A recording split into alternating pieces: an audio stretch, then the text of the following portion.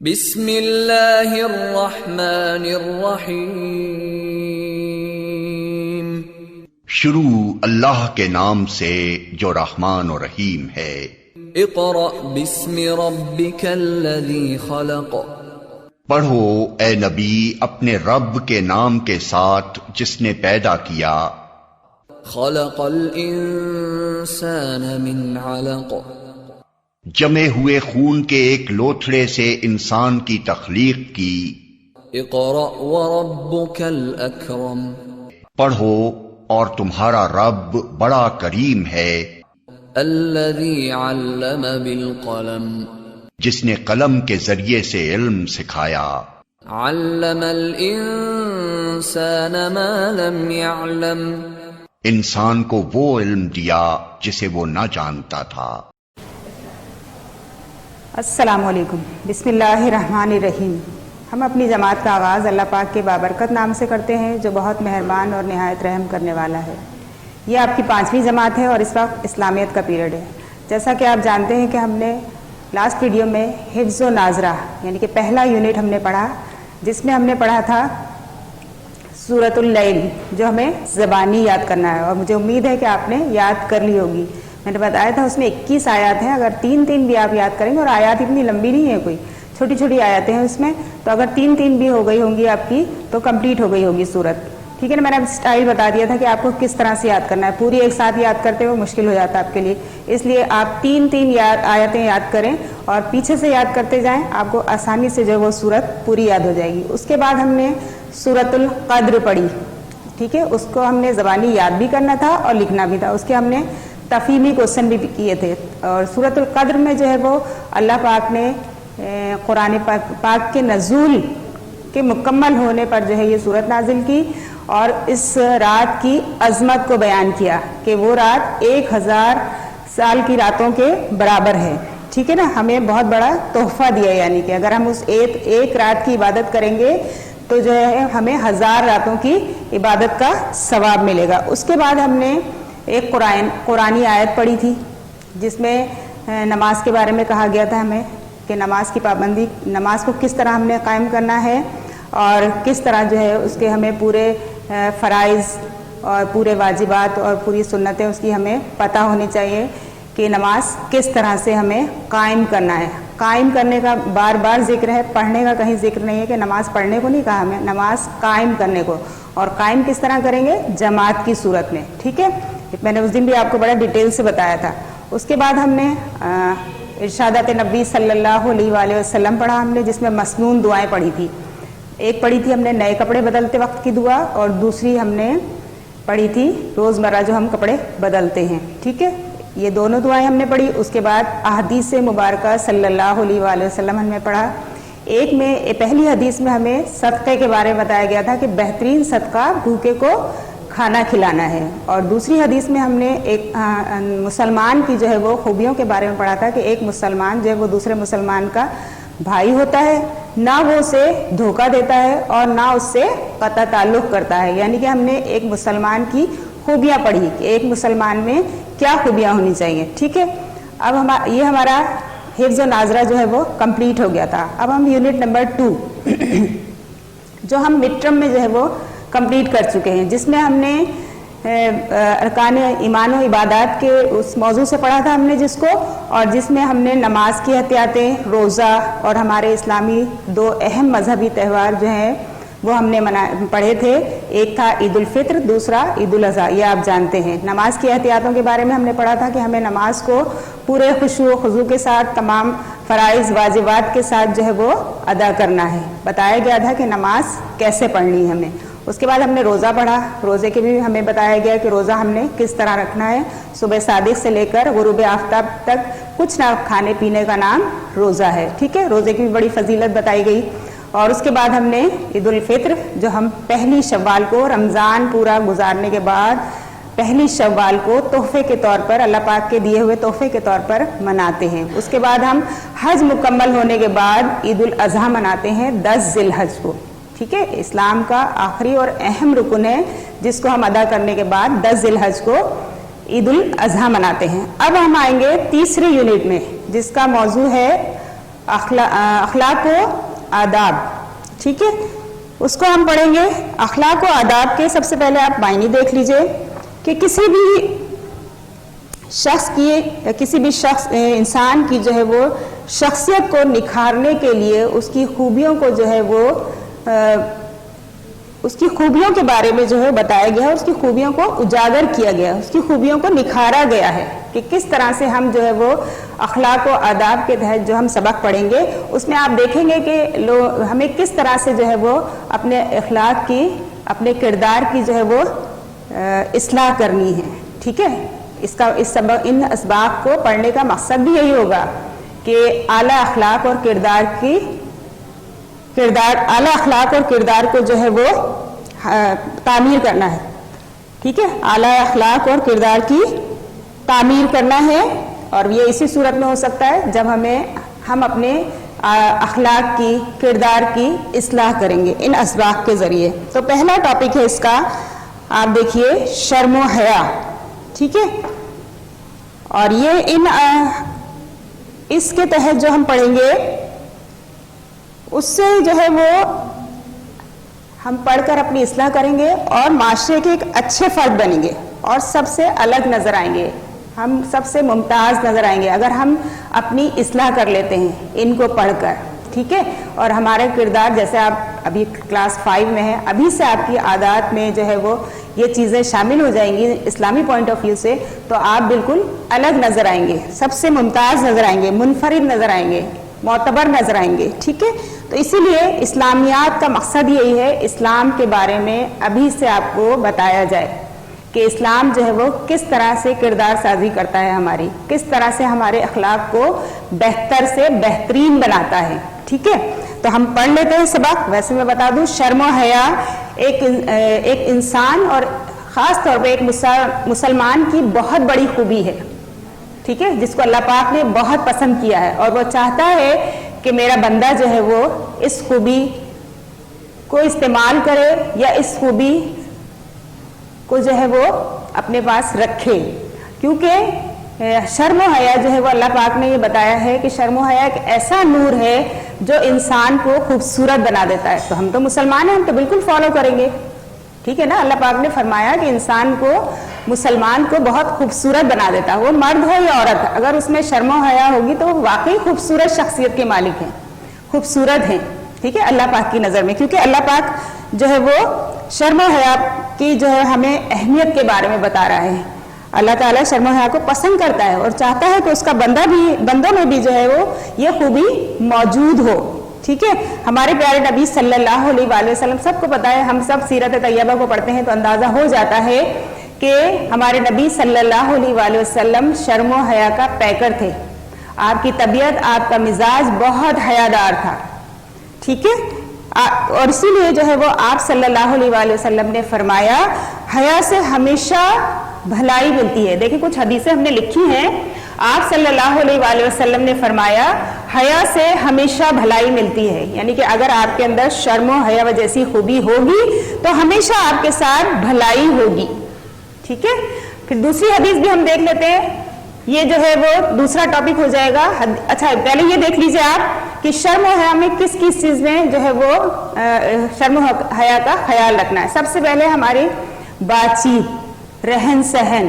ٹھیک ہے, لباس, خاص طور پہ دیکھیں, لباس, بات چیت, رہن سہن, عادات, انداز ہمارے ایسے ہوں کہ اس میں شرم و حیا نظر آئے, جھلکے اس سے کہ ہاں آپ کی جو ہے وہ عادات, آپ کا انداز زندگی جو ہے وہ کیسا ہے. ایسا نہ ہو بالکل بے باکی سے آپ جو ہے سب کچھ کر رہے ہیں, ایسا نہیں ہے, بلکہ شرم و حیا کا ہمیں پورا لحاظ رکھنا ہے, جیسے اللہ پاک نے ہمیں بتایا ہے, جیسے ہمارے نبی نے ہمیں کر کے دکھایا ہے. ٹھیک ہے, شرم و حیا سے مراد انسان کی لباس, رہن سہن, عادات, بات چیت سے اندازہ ہو جاتا ہے. جب کوئی بات کر رہا تو ہمیں اندازہ ہو جاتا ہے کہ وہ کس طبیعت کا مالک ہے, اس میں یہ خوبی ہے یا نہیں ہے, ہمیں فوراً اندازہ ہو جاتا ہے اس چیز کا. تو اسی لیے آپ کے پاس جو ہے وہ دو چیزوں کو بہت ہائی لائٹ کیا گیا, ایک بات چیت میں اور دوسرا لباس میں شرم و حیا کو, کیونکہ یہی چیزیں ہوتی ہیں انسان کی اپیرنس کی. جیسی بات کرتا ہے انسان ویسی پتہ چل جاتا ہے کہ ہاں کس خوبی کا مالک ہے، یہ کیا خوبیاں ہیں اس میں، اور کس طبیعت کا مالک ہے، کس مزاج کا مالک ہے. ٹھیک ہے. اسی طرح لباس سے ہم بحیثیت مسلمان ہمارا لباس بھی ایسا ہی ہونا چاہیے کہ ہم مسلمان نظر آئیں. یہ نہ ہو کہ ہم غیر مذہب کو فالو کر رہے ہیں اور ان کا لباس پہننے کی کوشش کر رہے ہیں، ان کے رہن سہن، عادات و اطوار، رسم و رواج اپنانے کی کوشش کر رہے ہیں. ایسا نہیں ہے. اللہ پاک بالکل اس چیز کو پسند نہیں کرتا ہے. ٹھیک ہے. تو اسی طرح میں نے بتایا کہ بات چیت میں بھی ہمیں شرم و حیا کا خیال رکھنا ہے. تو ایک حدیث ہے اس کے بارے میں، آپ دیکھیے کس قدر سخت حدیث ہے. اللہ پاک حدیث نبی صلی اللہ علیہ وآلہ وسلم ہے، اللہ پاک اس آدمی سے نفرت کرتا ہے. آپ سوچیں جس سے اللہ پاک نفرت کرے اس کا کیا ہوگا.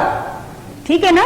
تو کتنی سخت ہے یہ بات کہ اللہ پاک اس آدمی سے نفرت کرتا ہے جو بے شرمی کی بات زبان سے نکالتا ہے اور بد زبانی کرتا ہے. ہوتا ہے نا، یہ چیزیں ہوتی ہیں لوگوں میں کہ بے شرمی کی بات کرتے ہیں اور بد زبانی سے جو ہے وہ بد زبانی والا انداز جو ہے وہ اپنا لیتے ہیں اور اس کو بڑی خوبی سمجھتے ہیں، ہے نا. سوچتے ہیں ہم بڑے کانفیڈنٹ ہیں کہ ہر بات جو ہے وہ ہم نے بے دھڑک بول دی، ہم نے بے باکی سے بول دی.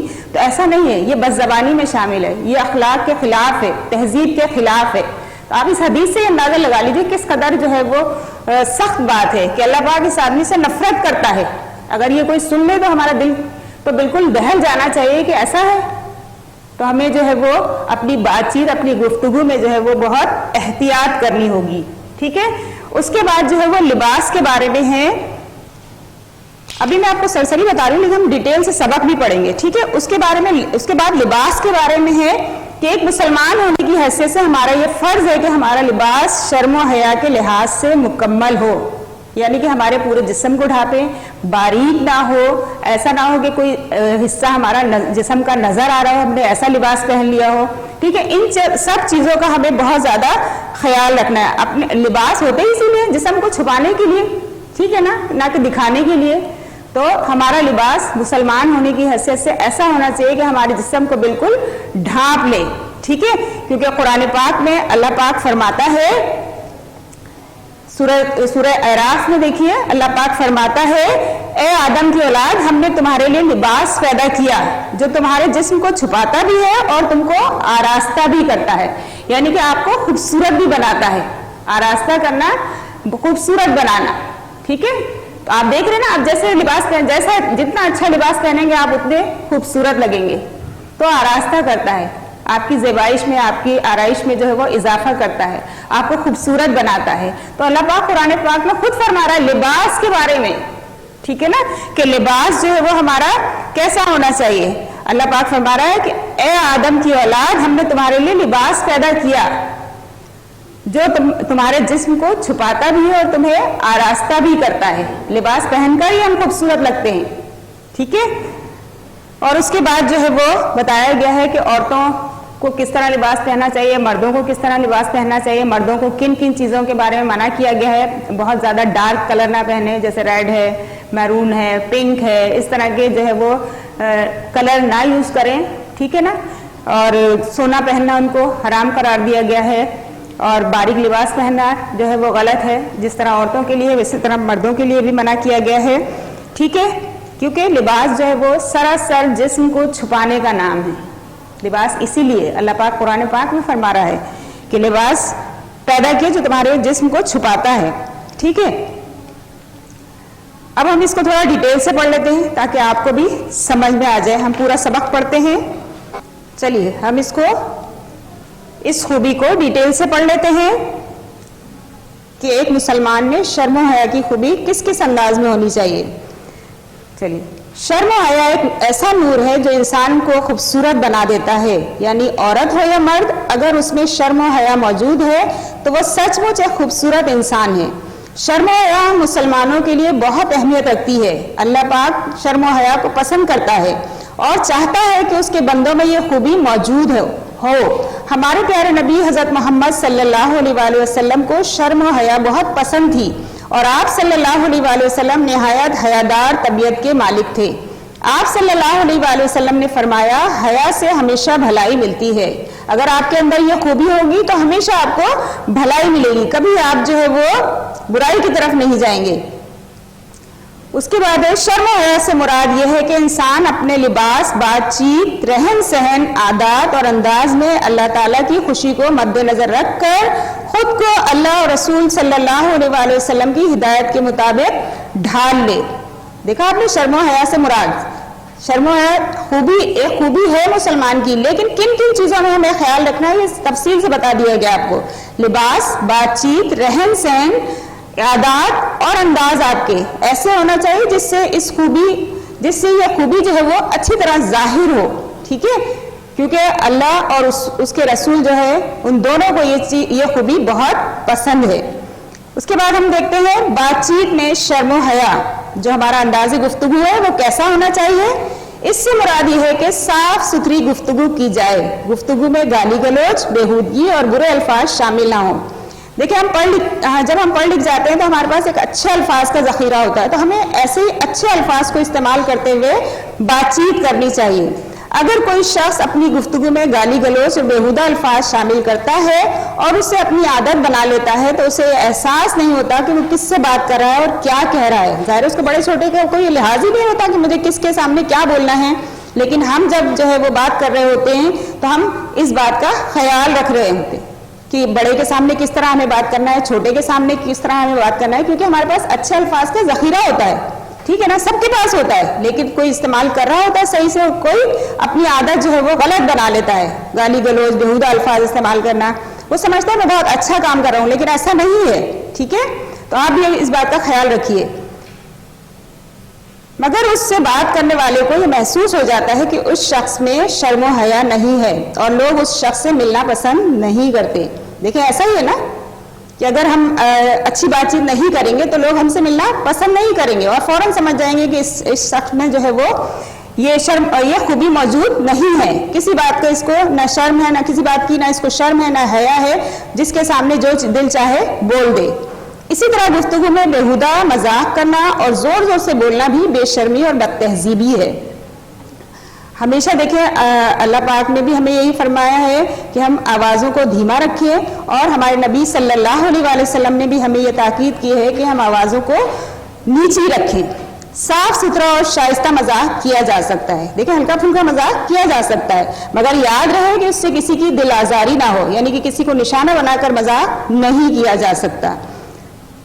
حدیث نبی صلی اللہ علیہ وآلہ وسلم ہے، اللہ اس آدمی سے نفرت کرتا ہے جو بے شرمی کی بات زبان سے نکالتا ہے اور بد زبانی کرتا ہے۔ میں نے ابھی آپ کو بتایا کہ بہت سخت بات ہے یہ کہ اللہ اس آدمی سے نفرت کرتا ہے جو بے شرمی کی بات زبان سے نکالتا ہے اور بد زبانی کرتا ہے، تو ہمیں اس سے بچنا چاہیے، اس طرح کے انداز گفتگو سے بچنا چاہیے۔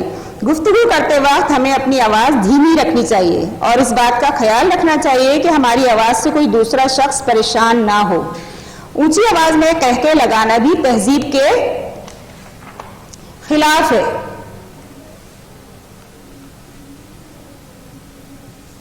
خود بھی دیکھیں ہمیں سننے میں بھی برا محسوس ہوتا ہے، پریشان ہوتے ہیں ہم، تو آپ صلی اللہ علیہ وآلہ وسلم کبھی زور سے نہیں ہنسے بلکہ صرف مسکرا دیا کرتے تھے۔ دیکھیں کس قدر شرم و حیا کے پیکر تھے ہمارے نبی۔ اسی طرح عورتوں کے لیے بھی یہ حکم ہے کہ اتنی اونچی آواز میں نہ ہنسیں کہ کوئی غیر شخص ان کی ہنسی کی آواز سنے۔ قرآن مجید میں انداز گفتگو کے بارے میں ارشاد باری تعالیٰ ہے، یہاں پر بھی دیکھیں بہت سختی سے اللہ پاک نے جو ہے وہ فرمایا اپنی آواز نیچی رکھو، بے شک تمام آوازوں میں سب سے بری آواز گدھے کی ہے۔ سورہ لقمان میں اللہ پاک فرما رہا ہے کہ اپنی آوازیں نیچی رکھو۔ آگے کا جملہ دیکھیں آپ کس قدر سخت ہے کہ بے شک تمام آوازوں میں سب سے بری آواز گدھے کی ہے۔ تو ہمیں اپنی آوازوں کا خیال رکھنا چاہیے اور ہمیں اپنی آوازوں کو نیچا رکھنا چاہیے، اور ہمارے انداز گفتگو جو ہے وہ بہت نرم ہونے چاہیے۔ اب دیکھیے لباس میں شرم و حیا کہ لباس میں ہمیں کس طرح خیال رکھنا ہے اس چیز کا، اس خوبی کا۔ ایک مسلمان ہونے کی حیثیت سے ہمارا یہ فرض ہے کہ ہمارا لباس شرم و حیا کے لحاظ سے مکمل ہو، یعنی ہمارا لباس ایسا ہو کہ پورے جسم کو ڈھانپ لے اور کہیں سے بھی جسم کا کوئی غیر ضروری حصہ نظر نہ آئے۔ مرد ہو یا عورت اپنے جسم کو لباس سے اچھی طرح چھپانا لازمی ہے۔ دیکھیں سورہ اعراف میں بھی اللہ پاک یہی فرما رہا ہے کہ لباس اسی لیے بنایا گیا، جسم کو چھپانے کے لیے۔ اس بات کا بھی خیال رکھنا چاہیے کہ لباس باریک کپڑے سے نہ بنا ہو اور اس کے اندر سے جسم نہ جھلکتا ہو۔ قرآن پاک میں اللہ پاک فرماتا ہے اے آدم کی اولاد، ہم نے تمہارے لیے لباس پیدا کیا جو تمہارے جسم کو چھپاتا بھی ہے اور تم کو آراستہ بھی کرتا ہے، یعنی کہ آپ کے جسم کو بھی چھپا رہا ہے اور آپ کو آراستہ بھی کر رہا ہے، آپ کو خوبصورت بنا رہا ہے. جتنا خوبصورت ہم لباس پہنتے ہیں اتنے خوبصورت نظر آ رہے ہوتے ہیں. عورتوں پر لازم ہے کہ اپنے پورے جسم کو اچھی طرح ڈھانپیں، صرف منہ، ہاتھ اور پیر کھلے رہ سکتے ہیں. اسی طرح مردوں کو بھی حکم ہے کہ وہ بھی لباس کے معاملے میں اسلامی شرائط کا خیال رکھیں. صرف عورتوں کو ہی نہیں بلکہ مردوں کو بھی دیکھیں تنبیہ کی جا رہی ہے. مردوں کے لیے شوخ رنگ نامناسب ہے. ابھی میں نے آپ کو بتایا شوخ رنگ یعنی کہ بہت ڈارک کلر جو ہے وہ نامناسب ہیں. لباس سے ظاہر ہو کہ ہم مسلمان ہیں. کسی غیر مذہب کی نقل میں ان کے جیسا لباس پہننا اسلام کے خلاف ہے. اس لیے ہمیں اپنے لباس میں بھی شرم و حیا کا پورا خیال رکھنا چاہیے. اگر ہم کچھ دوسرے مذہب کے لوگوں کو دیکھ کر اگر لباس پہن رہے ہیں تو بالکل غلط ہے، اسلام کے خلاف ہے. لیکن آپ سمجھتے ہیں کہ اس لباس سے میرا جسم پوری طرح ڈھک جائے گا، چھپ جائے گا، تو آپ پہن سکتے ہیں. یہ نہ سوچیں کہ ہم ان کو فالو کر رہے ہیں، یہ سوچیں کہ میں اپنے جسم کو چھپا رہا ہوں. تو آپ کی سوچ، آپ کی نیت سے جو ہے وہ آپ کا جو ہے وہ عمل دیکھا جائے گا. شرم و حیا کا پورا خیال رکھنا چاہیے. ایک بار نبی صلی اللہ علیہ وسلم نے ایک ایسے شخص کو دیکھا جو اپنے بھائی پر اس وجہ سے ناراض ہو رہا تھا کہ وہ بہت شرماتا ہے اور اس کی وجہ سے اپنا نقصان کر لیتا ہے. آپ صلی اللہ علیہ وسلم نے فرمایا کہ اسے کچھ نہ کہو کیونکہ حیا ایمان کا حصہ ہے. ٹھیک ہے، ہمارے نبی نے فرمایا کہ حیا ایمان کا حصہ ہے. جس میں حیا ہے اس کا ایمان مکمل ہے. ٹھیک ہے، ایمان مکمل کرنے کے لیے بہت سے جز ہیں، لیکن حیا کو ایمان کا ایک اہم حصہ جو ہے وہ قرار دیا گیا ہے. ہم سمجھتے ہیں نا کہ اگر کوئی شرما رہا نہیں بھائی کانفیڈنس نہیں ہے، اس میں لوز ہے اس کا کانفیڈنس، تو ایسا نہیں ہے. کچھ بے باکی سے کچھ بولنا غلط ہے یہ. ٹھیک ہے، ہر چیز کے ادب و آداب کا ہمیں خیال رکھنا ہوتا ہے. لباس ہو، رہن سہن ہو، ہمارا بات چیت ہو، ٹھیک ہے، ان سب میں جو ہے وہ ہمیں اللہ پاک کی دی ہوئی اس خوبی کا بہت اچھے طریقے سے جو ہے وہ استعمال کرنا ہے. اس میں ایک اور چیز دی ہوئی ہے آپ کو. کیا آپ کو معلوم ہے مردوں کو چمکیلا یا ریشمی لباس اور سونا پہننا منع ہے. ٹھیک ہے، اس سے آپ کو معلوم ہو گیا کہ مردوں کو چمکیلا یا ریشمی لباس نہیں پہننا چاہیے اور سونا پہننا منع ہے. اب دیکھیے اس میں ہم سے پوچھا ہے سوچیں اور بتائیں. کیا غیر مذہب کے لوگوں کا لباس پہننا یا ان کے رسم و رواج اپنانا صحیح ہے؟ تو فوراً ہم کہہ سکتے ہیں بالکل غلط ہے. ٹھیک ہے، ہم کیوں غیر مذہب کے لوگوں کا لباس پہنے یا ان کے رسم و رواج کو اپنائیں؟ ہمارا اپنا مذہب اسلام ہے جو ہمیں ہر چیز کے بارے میں تفصیل بتا رہا ہے کہ ہمیں کس طرح سے جو ہے وہ اپنا لباس پہننا ہے اور ہمارے رسم و رواج جو ہے ہمارے اسلامی طریقوں کے مطابق ہونے چاہیے. تو ہم یہی آنسر دیں گے، ہم یہی سوچیں گے، یہی بتائیں گے کہ غیر مذہب کا لباس پہننا جو ہے وہ اسلام کے خلاف ہے. ابھی میں نے آپ کو بتایا کہ اگر آپ یہ سوچ کر پہن رہے ہیں کہ ہم ان کو فالو کر رہے ہیں، ہم بہت اچھے لگ رہے ہیں، انگریز لگ رہے ہیں، تو یہ بالکل غلط ہے. ٹھیک ہے، لیکن اگر آپ اپنے جسم کو چھپانے کے لیے پہن رہے ہیں، یہ سوچ کر پہن رہے ہیں، تو ٹھیک ہے. ان کے رسم و رواج اپنانا صحیح ہے یا غلط ہے؟ تو یہ تو بالکل غلط ہے. ہم کیوں اپنائیں ان کے رسم و رواج؟ ہماری شریعت ہمیں بتا رہی ہے کہ ہمیں کس طرح سے جو ہے وہ زندگی گزارنا ہے. ٹھیک ہے، کس طرح سے ہمیں آپس میں رہنا ہے، کس طرح سے ہمیں معاشرہ بنانا ہے. تو یہ سب کچھ ہماری شریعت، ہمارے اسلامی طریقے ہمیں بتا رہے ہیں. تو ہمیں کیا ضرورت پڑی ہے کہ ہم کسی غیر مذہب کے لوگوں میں جائیں اور ان کے رسم و رواج کو اپنائیں. ٹھیک ہے، ایک سرگرمی دی ہوئی ہے انہوں نے اسلامی طریقے کے مطابق وہ کون سی ایسی چیزیں ہیں جو خواتین اور مردوں کو پہننے اوڑھنے میں اختیار نہیں کرنی چاہیے. ابھی ہم نے ڈیٹیل سے پڑھ لیا ہے. اس کے بارے میں آپ خود 2 کالم بنا کر جو ہے وہ لکھیں گے.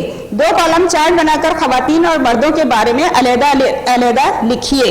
ٹھیک ہے، ٹیچر یا والدین سے مدد لی جا سکتی ہے. تو آپ کو سولوشن میں یہ چیز مل جائے گی اور آپ خود بھی جو ہے وہ جملے اس میں سے بنا سکتے ہیں. آپ دیکھ سکتے ہیں کہ مردوں کو اور عورتوں کو جو ہے وہ پہننے اوڑھنے میں جو ہے وہ کیا چیزیں اختیار کرنا ہے اور کن چیزوں سے احتیاط کرنا ہے. ٹھیک ہے، یہ آپ خود کریں گے. 2 کالم بنائیں گے، ایک میں مردوں کا اور دوسرے میں عورتوں کے بارے میں لکھیں گے آپ. اس کے بعد آپ کو مشق میں کوسچن آنسر دیے ہوئے ہیں. شرم و حیا سے کیا مراد ہے؟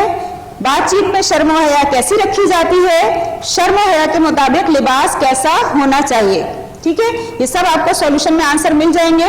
اور ویسے بھی اگر سبق کو آپ اچھی طرح پڑھیں گے تو آپ کو خود سمجھ میں آ جائے گی ہر بات. اس کے بعد ہے خالی جگہ پر کیجیے. حیا سے ہمیشہ بھلائی ملتی ہے. ٹھیک ہے. حیا سے ہمیشہ بھلائی ملتی ہے. یہ نہ سوچے کہ اگر میں شرم و حیا کر رہا ہوں تو مجھے برائی ملے گی, ایسا نہیں ہے. حیا سے ہمیشہ بھلائی ملتی ہے, کیونکہ ہمارے نبی فرما رہے ہیں لباس ڈیش کپڑے سے نہ بنا ہو اور اس کے اندر سے جسم نہ جھلکتا ہو, یعنی کہ لباس باریک کپڑے سے نہ بنا ہو اور اس کے اندر سے جسم نہ جھلکتا ہو. نمبر 3 دیکھیے, مذاق ایسا ہو کہ کسی کی ڈیش نہ ہو, دل آزاری نہ ہو, کسی کو تکلیف نہ ہو, کسی کو دکھ نہ ہو کہ مجھے نشانہ بنا کر جو ہے وہ مذاق کیا جا رہا ہے. اس کے بعد نمبر 4 ہے مردوں کے لیے ڈیش نامناسب ہے, شوخ رنگ پہننا. ٹھیک ہے, شوخ رنگ پہننا نامناسب ہے اور سونا تو بالکل ہی ان کو منع ہے. ٹھیک ہے, یہ آپ کی ایکسرسائز تھی. ٹھیک ہے, ہم نے مسلمانوں کی سب سے اہم خوبی شرم و حیا کے بارے میں بہت تفصیل سے پڑھا. یہ ہمیں اپنا انداز گفتگو کس طرح رکھنا چاہیے, ہمارا لباس کیسا ہونا چاہیے, ہمارے رسم و رواج کیسے ہونا چاہیے, ہمارا رہن سہن کیسا ہونا چاہیے.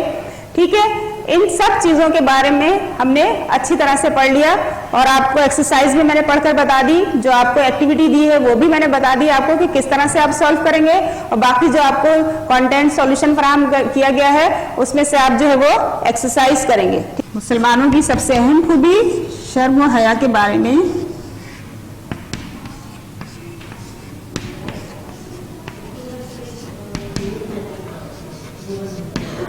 چند احادیث لکھیے. ٹھیک ہے, اچھی طرح فریم بنا کر جو ہے اس میں جو ہے فریم بنا کر اچھی طرح سے اس میں حدیث لکھیے گا, حدیث نبوی صلی اللہ علیہ وآلہ وسلم, احادیث مبارکہ صلی اللہ علیہ وآلہ وسلم, جس بھی ٹاپک سے آپ لکھنا چاہیں لکھ کر جو ہے وہ چیک کروائیں گے. ٹھیک ہے, تو یہ آپ کا جو ہے وہ کمپلیٹ ہوا. اب ہم نیکسٹ ٹاپک کے ساتھ نیکسٹ ویڈیو میں ملیں گے انشاءاللہ. اللہ حافظ.